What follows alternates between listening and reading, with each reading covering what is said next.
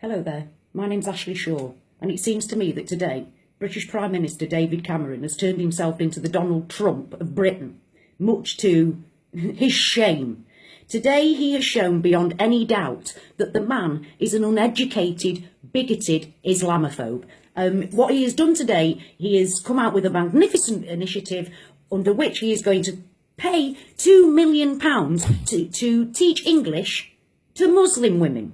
Because he says that if Muslim women do not learn to speak English within the first 2.5 years of living here, they can be thrown out of the country. Well, there is so much wrong with that statement on its own, and we'll start with this. First of all, Mr Cameron quotes 22% of Muslim women. 22%. It's only 22%. What's that anyway? But secondly, he's only talking about Muslim women. What about the people from every other country? There are people from all over the world come to Britain, all over the world, and for me, they're all welcome. But what gets to me is that he's saying it doesn't matter that Japanese people don't speak English, it doesn't matter that Polish people don't speak English, it doesn't matter that any other country or religion doesn't speak English, just Muslim women. And what about men? What about men that don't speak English? What a ridiculous statement to come out with. If that isn't scaremongering, stirring up trouble, I don't know what is. I don't know what is. That is blatant Islamophobia. That is, how can you not see that? That is blatant Islamophobia. He is singling out Muslim women, and on his own calculation, only 22% of them don't speak English. Well, so what? This is not anything to do with segregation. It has got nothing to do with terrorism, because that's what he's trying to link it to. He's trying to link it to terrorism. He is saying that by Muslim women not speaking English, it's enabling terrorism. I have never heard such a load of absolute twaddle in my entire life. And this is what else he went to go on to say. So bear with me, please. I need to put my glasses on.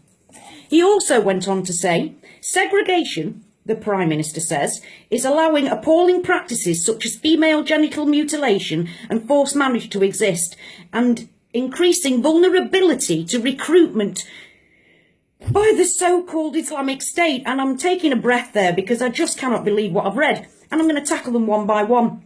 Segregation. What is segregation? To me, segregation is this. Chinese people all live together in a little area. That's lovely. Polish people can all live together in a little area. That's lovely. White people, just white British people all live together in a little area. Occasionally and thankfully, we get intermingling, which is wonderful and which thankfully happens most of the time. But you'll find anywhere you go, anywhere around the world, people do gravitate towards their own people that speak their own language. Have the same culture. So that's the first thing. Segregation, it seems to be very one way here and against Muslims, when quite frankly, it's quite normal for people to live with people that are like themselves. It doesn't mean Muslims are any less integrating than any other sort of people. Then, the next thing I am absolutely disgusted with, and I've got this directly off the BBC website. This isn't something that I've made up. This is what the BBC website have reported him as saying. Muslim women not speaking English is allowing appalling practices such as female genital mutilation. Female genital mutilation. I can't even say it. I'm that angry. How dare he?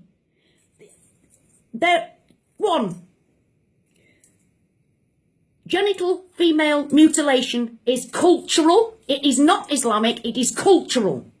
Secondly, the practice is actually carried out mainly, the majority, by Christian countries. Christian countries. It's a cultural thing, not an Islamic thing. And that shows just how uneducated this man really is about Islam. If he can say that as if making 22% of women speak English is going to stop that. How dare he? How dare he? I mean, I can't believe he actually said that. Speaking English is not going to stop female genital mutilation. Speaking English has got nothing to do with any of this. This is David Cameron yet again putting doubt into the community of the country about innocent Muslim people. And he said, and an increasing vulnerability to the recruitment to the so-called Islamic State. He really does think. He really said that. He really said that. Making 22% of Muslim women speak English is going to solve the world's problems. No more recruitment to Islamic State. No, sorry, ISIS. I've said Islamic State because he calls it that. They're not a state and they're not Islamic. But ISIS, he actually really believes that.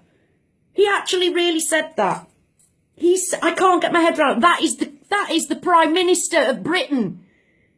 You know, David, right now, you should be having the backs of the British Muslims because since November and the Paris attacks, the rise in actual physical attack on British Muslims has risen threefold to nearly 500 attacks since November.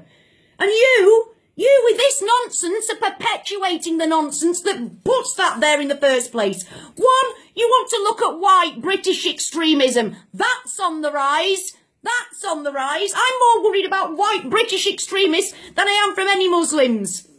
Secondly, I know, I'm fortunate. I've got lots and lots of Muslim friends, and an awful lot of them are Muslim women, and they are not being mutilated in any kind, way, shape or form. He also says in this that it's increasing, it would help solve forced marriages. One, that's not Islamic either. Hindus have marriages that are arranged. Do not mistake forced for arranged. You know, speaking English isn't going to stop that either. It's cultural, not Islamic. And David Cameron, shame on you. Because you are putting doubt into people's minds when you should be standing up for the Muslim community of Britain. Because they're the ones that are under threat at the moment. You know, I'm at a loss. I don't want a fascist as my Prime Minister. You are a disgrace to British values, David Cameron. A disgrace to British values. Shame on you. Shame on you. I'm sorry, I'm going to have to go because I really just want to swear. I can't cope anymore. So I got all that out. I needed to because I cannot believe that. I can't believe that he actually said that. I'm shaking. I'm that angry. I'm shaking. I'm that angry. I mean, it sounds like Hitler, for God's sake. That sounds like Hitler. And that I don't want that as my Prime Minister. Do you? Do you?